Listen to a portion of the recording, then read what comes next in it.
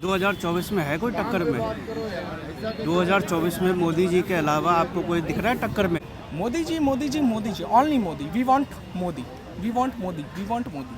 हम तो वापस नरेंद्र मोदी को देखना चाहते हैं। क्यों? क्योंकि देश की डेवलप अच्छा हुआ। बट मोदी बन रहा है तो ठीक है, क्योंकि काफ़ी हद तक ठीक काम कर रहा है। चंद्रशेखर आजाद रावण है, उसको बना दो। प्रधानमंत्री देख लो, इनकी राजनीति सबकी खत्म हो जाएगी। लोकसभा में जनता मोदी जी को जनता पसंद करती है। हिंदुस्तान के दिल में मोदी है और मोदी जी के दिल में हिंदुस्तान है। मतलब आप बीजेपी को वोट देंगे और बीजेपी के फेवर में चाहते हैं कि मोदी की सरकार दोबारा बीजेपी की बने? बीजेपी की ही बनना राष्ट्र हित में सही है बाबा। भारत इनसे पूछ लीजिए भैया प्रधानमंत्री कौन बनेगा, यही खुश हो जाएंगे। राहुल गांधी जी तो आप देख ही रहे हैं उनकी कंडीशन क्या हो गई अभी, तो और तो कोई ऐसा है ममता बनर्जी जी भी नहीं सूटेबल नहीं बैठे। राहुल गांधी थे सूटेबल, बट जिस हिसाब से अभी उनकी पोजीशन हो गई उस हिसाब से तो मेरे को नहीं लगता। शरद पवार नहीं, अखिलेश यादव हैं, बट अभी आप कहाँ हो पाएंगे, इस लेवल की बड़ी पार्टी है क्या उनकी? नीतीश कुमार भी नहीं। और कोई नाम ले लीजिए। और तो कोई बचा ही नहीं, ना फिर तो बस बात खत्म। पीएम उम्मीदवार के लिए ये लोग अभी आपस में ही जैसे होता है ना, बंदर मामा और बिल्ली वाली कहानी हो गई थी, तो वही वाला हाल होने वाला। अखिलेश यादव वो भी प्रधानमंत्री योग्य हैं, राहुल गांधी भी योग्य हैं, अमित शाह होता अपना क्या बोलते हैं, नीतीश कुमार भी प्रधानमंत्री के सब योग्य हैं। मैं कह रहा नीतीश कुमार 7 जन्म में नहीं बनेंगे वहाँ के प्रधानमंत्री। क्या खूबी है चंद्रशेखर रावण में कि आप उनको बनाना चाहते हैं? चंद्रशेखर में कोई बुराई नहीं है, नहीं कोई बुराई नहीं है, इसलिए मैं उनको कह रहा हूँ क्या खूबी है भाई, मैं बता रहा हूँ। स्मृति ईरानी डमरू लेके ऐसे नाचती थी, अब प्याज लेके नाचती प्रियंका गांधी थी, क्यों नहीं नाचती है? 400 रुपए का सिलेंडर बिकता दीदी था। को बुलाओ ना। आपने कश्मीर के अंदर में G20 को कोई 70 साल में कोई सरकार करवा के दिखाया क्या? 370 धारा आता है, G20 करवा दिया कश्मीर के अंदर में, और क्या चाहिए आपको? फिर मेरे फैमिली में 18 आदमी भारतीय सेना में ऐसे पिस्तौल तांग के खड़े होते हैं, तभी मैं बोल रहा हूँ और गर्व से कहता हूँ कि मोदी के आने के बाद बहुत सारा सिस्टम बदला।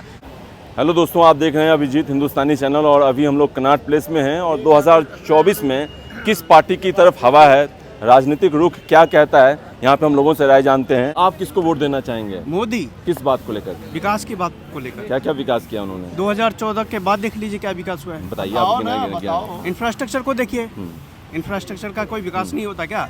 सेना को सर्जिकल स्ट्राइक हुआ था, एयर स्ट्राइक हुआ था, यही कुछ। एक मिनट, उसी सेना को 106 दिन हो गया दिल्ली में बैठी, भैया को शायद पता नहीं है, वो पेंशन की मांग कर रहे हैं, वो भैया को मालूम नहीं है। ये भैया वही है, ये भैया वही है, ये भैया वही है। वो आरोपी 2014 के बाद वो आरोपी लागू हुआ है, शायद इनको यही मालूम नहीं है। सेना के लिए सबसे बड़ा जो एक संग्रहालय बना है वो 2014 के बाद बना है। सर्जिकल स्ट्राइक 2014 के बाद हुआ है, एयर स्ट्राइक 2014 के बाद हुआ है। पाकिस्तान को जब अकल आई है वो 2014 के बाद आई है। चीन के रूह कांपी है वो 2014 के बाद आई है। किसान 2014 से पहले आपने टीवी में सुना होगा, आप तो पत्रकार है, आपको अच्छी तरह से जानते होंगे कि यहाँ फांसी हो गई, वहाँ फांसी हो गई, आज इस जिले में फांसी, आज उस राज्य में इतने इसकी किसान ने फांसी लगाई, आज उस राज्य में 2014 के बाद सुनी क्या फांसी? मोदी जी जब आए थे उन्होंने हम हिंदुस्तान को ढेर सारी सपने दिखाया था कि मैं धरातल पे काम करूंगा, जमीनी स्तर पे काम करूंगा, मैं आपका चौकीदार रहूंगा। लेकिन आज प्रधानमंत्री मोदी चौकीदारी तो छोड़ो, वो केवल अडानी अंबानी के दरवाजे पे चौकीदारी करने का काम कर रहे हैं। काश ऐसा सुनो, एक साल में CNG 40 रुपए किलो था, एक CNG 40 रुपए किलो था। अडानी अंबानी के व्हीकल से जब बिकवाने हुए, बिके, ठीक है, एक ही साल में सीधा 60 रुपया बढ़ जाता है। ये विकास हुआ है, महंगाई एक साल में। स्मृति ईरानी डमरू लेके ऐसे नाचती थी, प्याज लेके नाचती थी, 400 रुपए का सिलेंडर बिकता था, 400 का बिकता था, 1200 रुपया। दीदी को बुलाओ, क्यों नहीं सिलेंडर लेके नाचती है? किसने 4 रुपया किलो आलू बिकता था, 40 रुपया बिक रहा है। आपको लगता है कोई काबिल है इन लोगों में से? अखिलेश हो गए, चाहे कोई भी नहीं, नीतीश इनके हो गए, पास चाहे ममता हो गई, चाहे शरद पवार हो खाका गए। ही नहीं है। ये जनता को बताने में काबिल ही नहीं हो पाएंगे कि हम जनता के लिए 24 में करेंगे क्या। इनके पास मैनिफेस्टो क्या है, मैनिफेस्टो में क्या डालेंगे, लुभावनी बातें डालेंगे जो लोगों को पूरा करना नहीं है। नीतीश जी को उनके ललन सिंह साइडलाइन करने वाले हैं, राहुल गांधी को इनके कांग्रेस वाले साइडलाइन करने वाले हैं, अखिलेश को अब इनके क्या कहते हैं जो कांग्रेस से जो सोच रहे हैं ना वो साइडलाइन करने वाले। तो इनका कहीं कुछ नहीं है।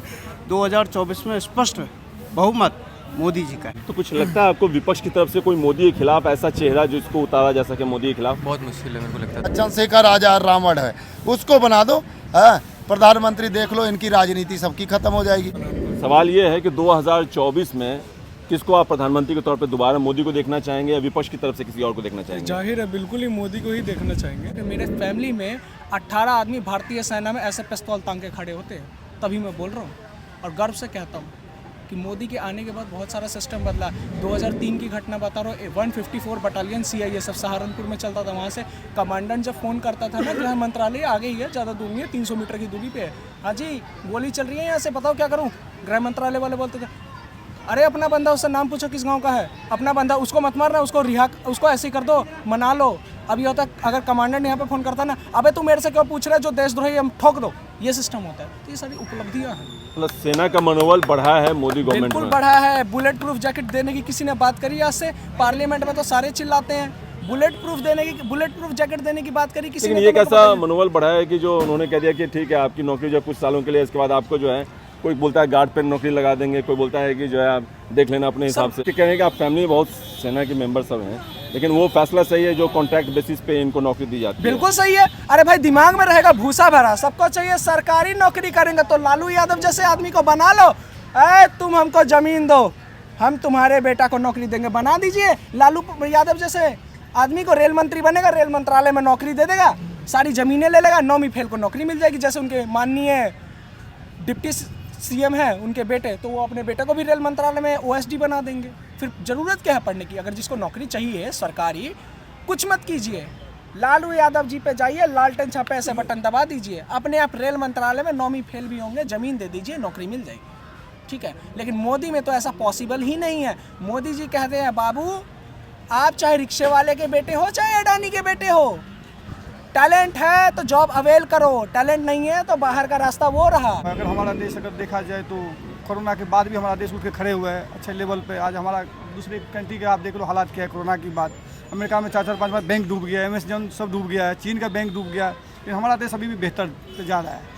बात रहा लोग बाग बोलता है रोजगार, आप रोजगार की बात करते हो, अगर आपके पास क्वालिफिकेशन मजबूत है, आप कंपटीशन में जा सकते हो, तो अभी भी आपको सरकारी नौकरी मिलते हैं। एक ही सरकारी नौकरी हमारे देश की मुद्दा नहीं है, आप बिजनेस भी कर सकते हो। आज हम एक पकौड़ा छान के काम, पकौड़ा बेचते हैं, चाय बेचते हैं, तो हम अच्छे जीवन हमारा चल रहा है, मेरे को कोई शर्म की बात ही नहीं है। बात रखे आपके जो मोदी ने मैनिफेस्टो में दिया था, जो हम आएंगे तो हमारा राम मंदिर सुप्रीम कोर्ट के जरिए राम मंदिर बना के दे ही दिया। 370 की बात किया, 370 धारा हटा करके वहाँ G20 करवा दिए। उसके बाद 3 तलाक बिल तक की बात की, 3 तलाक बिल भी पास करे। अभी सिविल कोड की बात करें तो भी लागू प्रोसेस में चल ही रहा है। जिस तरीके से डिफेंस में आज से पहले कभी भी मैन्युफैक्चरिंग हब नहीं बना था भारत, लोगों से एक एक चीज़, एक बूट भी खरीदना होता था तो हम बाहर से मंगाते थे और उसके ऊपर निर्भर रहते थे कि अगर वो देगा तो हम लड़ाई लड़ेंगे। एक कपड़ा भी, जो ठंडा का जो कपड़ा होता है, बाहर से नहीं देगा तो हम सियाचिन को नहीं बचा सकते थे। तो ये सारा जो चीज़ है आज जो मोदी जी के काल में सेना जितना मजबूत हो रही है, और भी फ्यूचर का जो कॉम्बैट फाइटिंग व्हीकल है वो होने वाला है। अभी MRFA डील होने वाली है जिसमें कम से कम 6 स्क्वाड्रन फाइटर जेट खरीदाएगा। जैसे क्या क्या उन्होंने काम किए हैं? जैसे फॉरेन जो भी अफेयर्स हैं वो बढ़िया चल रहे हैं। बाकी यहाँ पे भी अपने आप ही आप देख ही रहे होंगे ना कि पॉलिसीज़ वगैरह जितनी सारी हैं काफ़ी हद तक बेटर हैं। और मेरे को लगता नहीं कि अभी जो नई सरकार आएगी वही सारी चीज़ें फिर से दोबारा वही हिसाब से इस्टेब्लिश कर पाएगी। मोदी जी खुद को मुंह हटा सकते हैं, उसके अलावा कोई फायदा हुआ नहीं है। और मोदी जी जब चाहेंगे कि उन्हें चुनाव नहीं लड़ना, उसके बाद योगी जी का नंबर है। और कोई इनको ये जितने बहकावे कर लिए, 23 की 2000 ये बिहार में पटना में बैठक कर ले, दिल्ली में बैठक कर ले, या दिल्ली के साहिब घूम घूम के बैठक कर ले, या हमारे पलटू चाचा कहीं भी चले जाए, कुछ नहीं होने जाने वाला इनका। ये सब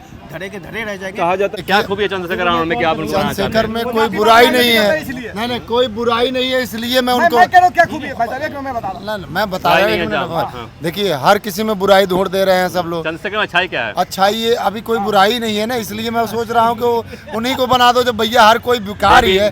ट्रेंड कहाँ से टूटेगा? लोकसभा में जनता मोदी जी को जनता पसंद करती है। हिंदुस्तान के दिल में मोदी है और मोदी जी के दिल में हिंदुस्तान है। तो अभी आप लोगों ने लोगों की राय सुनी, कोई मोदी के फेवर में है और कोई जो है कह रहा है कि विपक्ष जो है इस बार जोर लगाएगा और मोदी को दिखाएगा, चुनौती पेश करेगा।